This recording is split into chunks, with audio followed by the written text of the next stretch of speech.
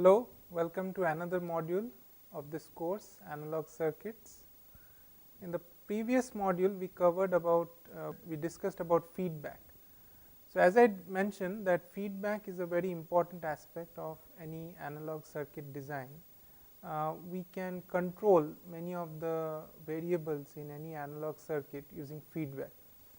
So, one of the variables that we discussed in the previous module was that of the gain, whereas the forward or open loop gain of any amplifier cannot be controlled unless we go inside the amplifier.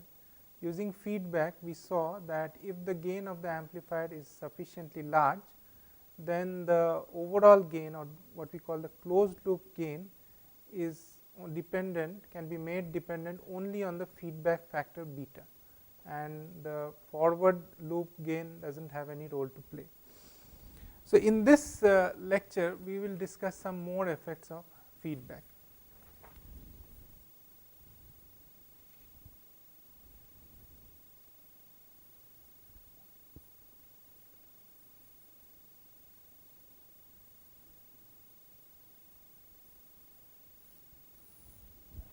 So, one effect that we already saw in the previous module was that if A, that is open loop gain, is sufficiently large,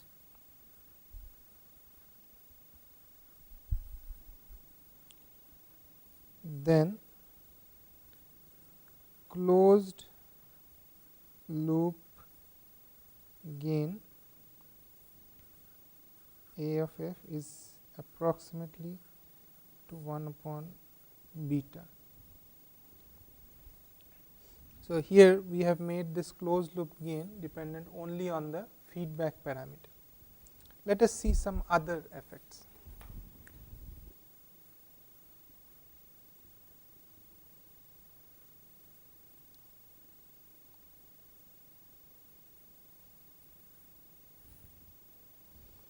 So, we saw that the feedback gain for a negative feedback system is given by this formula.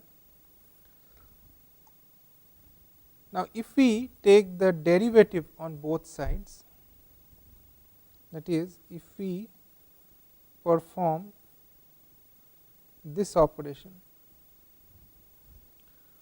then what do we get?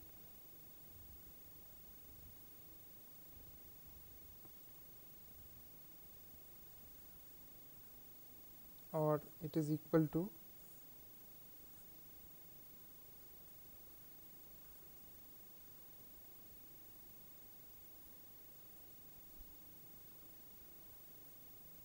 okay.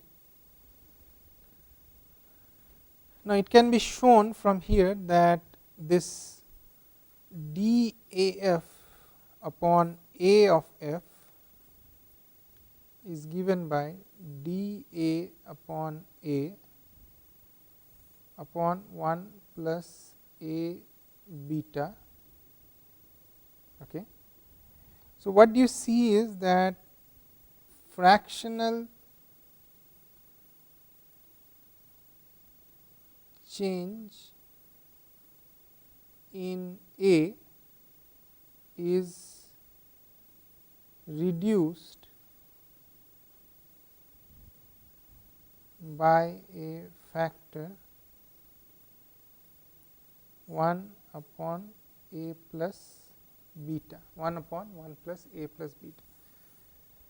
So, in the overall the feedback gain AF, the fractional change in the feedback gain is 1 upon 1 plus A beta times the fractional change in the open loop gain. So, this is an advantage.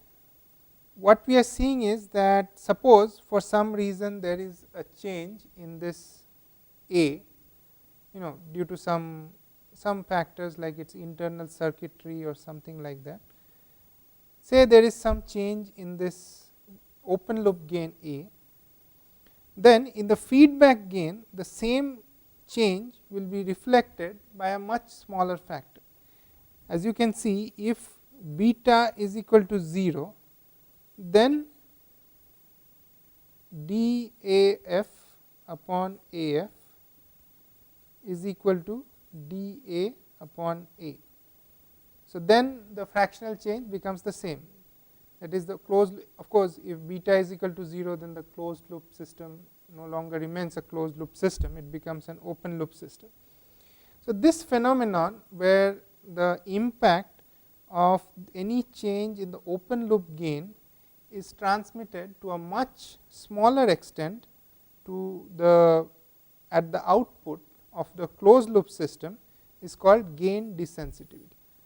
So, desensitivity means the output becomes less sensitive to any changes. So, here since the output, that is the feedback gain or closed loop gain, is getting less sensitive to any changes in the open loop gain, we call this desensitivity, gain desensitivity. Let us see some other parameters. I just want to correct one thing in this derivation, this will be plus. Okay. Let me write this formula correctly. I think so. We had A of f is equal to A upon 1 plus A beta, which is equal to 1 plus 1 upon A plus beta. So, then dA of f by dA is equal to minus 1 upon A plus beta whole square into minus 1 upon A square, which is equal to 1 upon A square upon 1 upon A plus beta whole square, which is equal to 1 upon 1 plus A beta whole square. Okay. So, from this if we now write dAf is equal to dA upon 1 plus A beta whole square. Okay. Proceeding further, what we see is that, so we have d of AF is equal to d of A upon 1 plus A beta whole square. Then from here we have we can write this as dAf is equal to dA upon A multiplied by A upon 1 plus A beta whole square.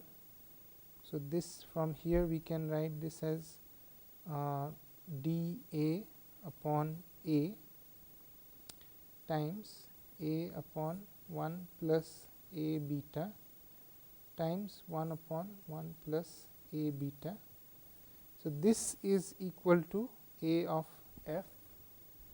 So, therefore, this dA of f will be equal to dA upon A into AF, this whole upon 1 plus A beta, and from which we can finally write the end formula, which is, so we have d of AF is equal to A of f into dA upon A, this whole upon 1 plus A beta. So, from here we have dA of f on A of f dA upon A.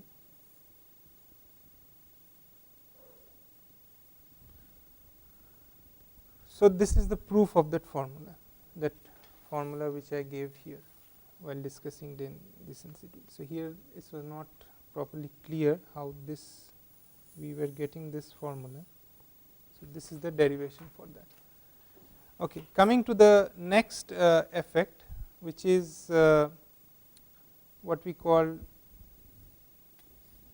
bandwidth enhancement.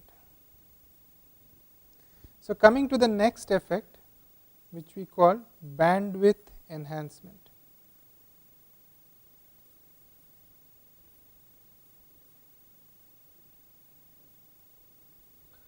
Now, recall in a few modules before we had introduced the concept of bandwidth. So, bandwidth is like it is that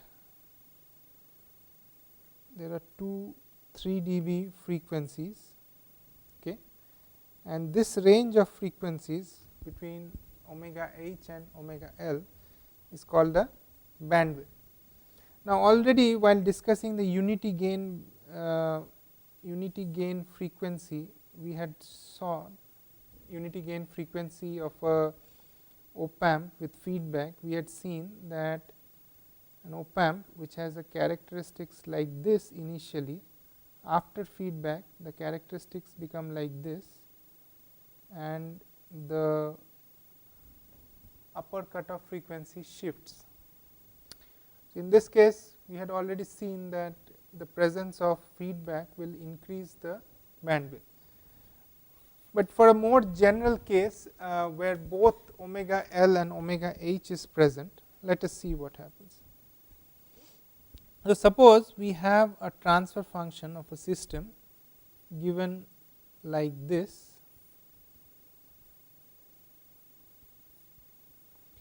So, as you can see, this is the high frequency response, because when s equal to 0, gain is AM, and when s tends to infinity, the gain decreases. Now, with feedback,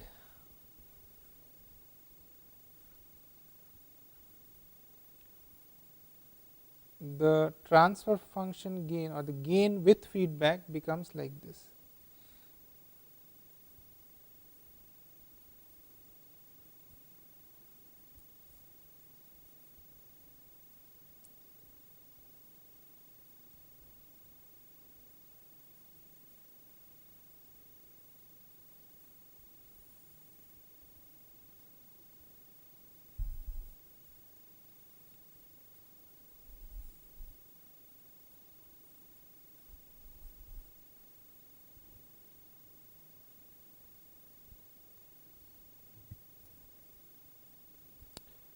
If you simplify this, this becomes like this.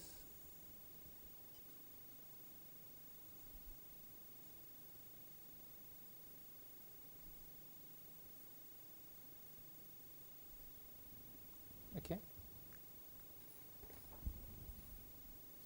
So, rewriting, just extending this equation, we have, so we have A of f whole of s is equal to A of m 1 plus s upon omega h plus beta am, which is equal to am upon 1 plus s upon omega h 1 plus am beta.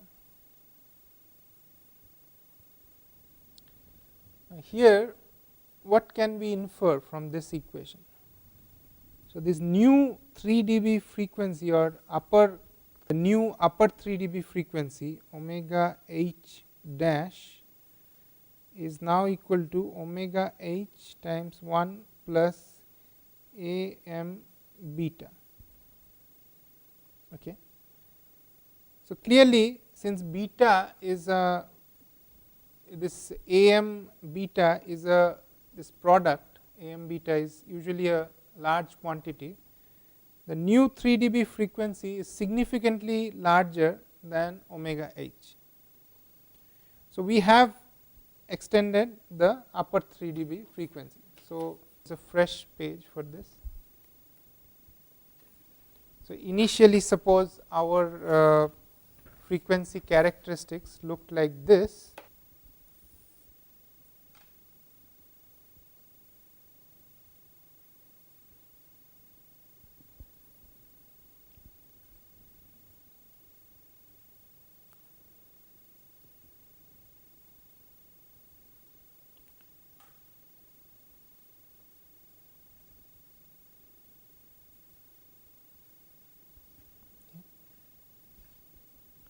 now with the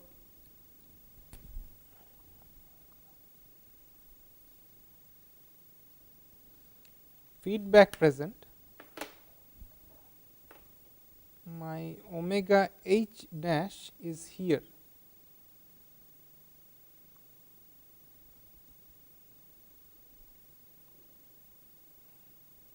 Like this, AM beta.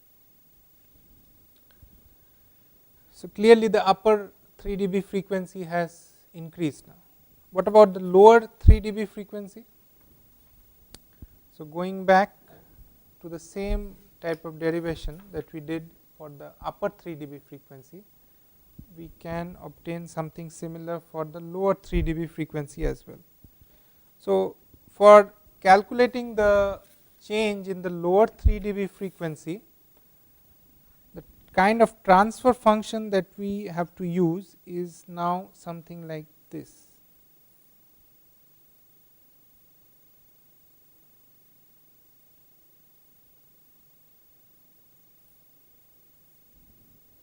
As you can see, when s is equal to 0, the magnitude of the transfer function is low, and when s is equal to infinity, the gain is AM. So, this does represent the low frequency response, and this omega L is the lower 3 dB frequency. So, now in a feedback system, what we will get is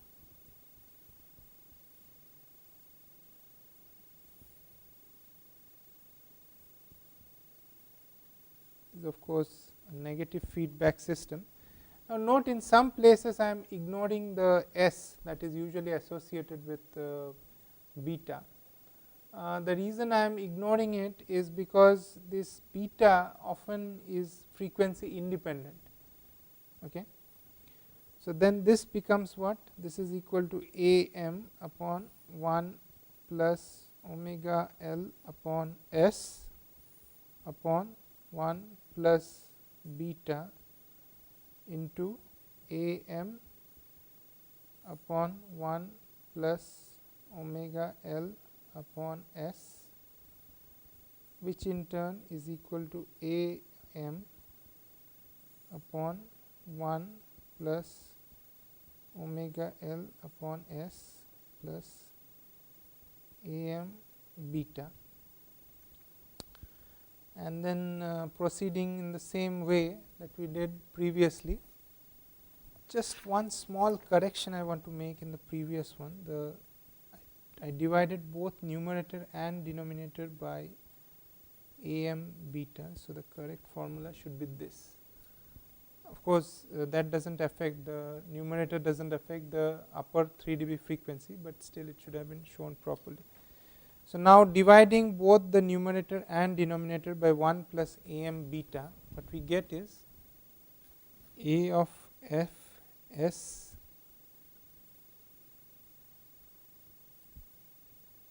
one plus AM beta upon 1 plus omega L upon 1 plus AM beta S. So, you see the new lower 3 dB frequency is given by omega L upon 1 plus AM beta. Okay. So, coming back to the graph that we had used previously, we see that upon applying feedback, the lower cutoff frequency becomes this,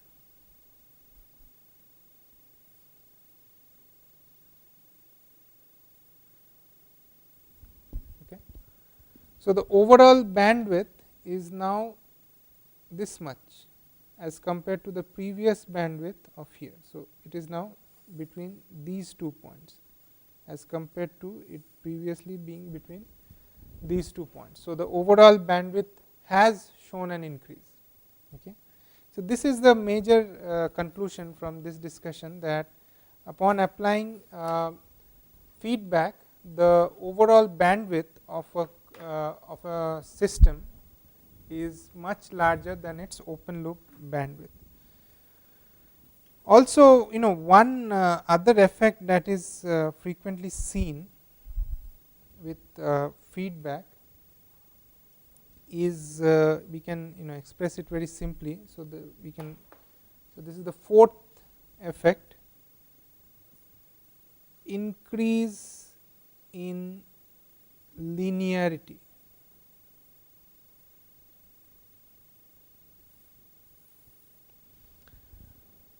So linear system, as is well known that a system is linear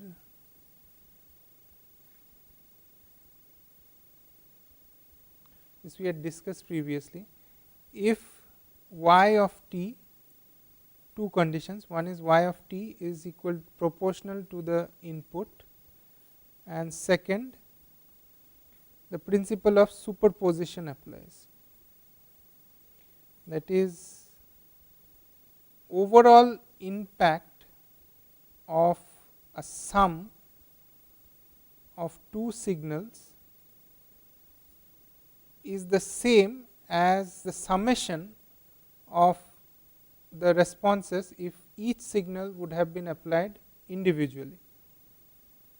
So, this is what it means. So, if suppose y1 and y2 are the responses for x1 and x2 inputs, then the overall impact for x1 plus x2 will be the same as if x1 and x2 were individually applied. Now, how does feedback then improve the linearity of a system? For understanding this, let us go back to the negative feedback model that we were discussing previously.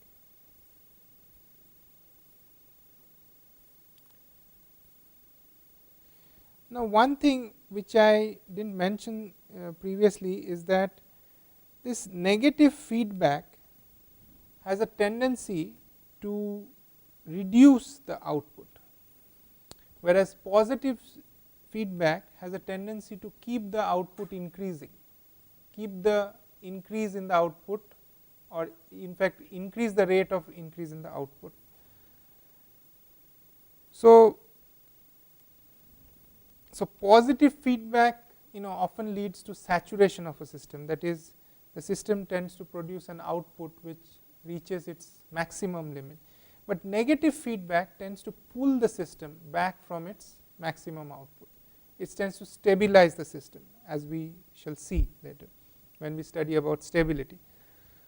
But if consider this system where a negative feedback is present, then as we know A of f is equal to A upon 1 plus A beta. Here we are ignoring the Laplacian S terms in parenthesis, and we also saw that if A is quite high, then this A of f will be nearly equal to 1 upon beta. Now, suppose this beta is a highly linear system,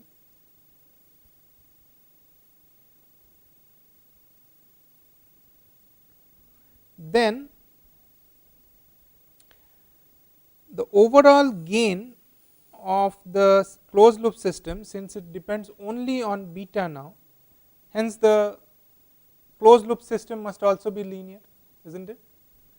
So, what happens is, it does not matter if this gain, if this open loop gain of this system or this open loop system itself is non-linear, as long as feedback is present, the overall gain can be made linear. Okay. So, this is another major impact of feedback. So, in this module we covered three major aspects. One was gain desensitivity, that is, the gain or any change in the open loop gain tends to affect the closed loop gain much less than it would do for the open loop system. Second, the bandwidth of the closed loop system increases, and thirdly, the system becomes more linear, especially for negative feedback. In the next module, we shall see an example of a practical circuit with feedback on it. Thank you.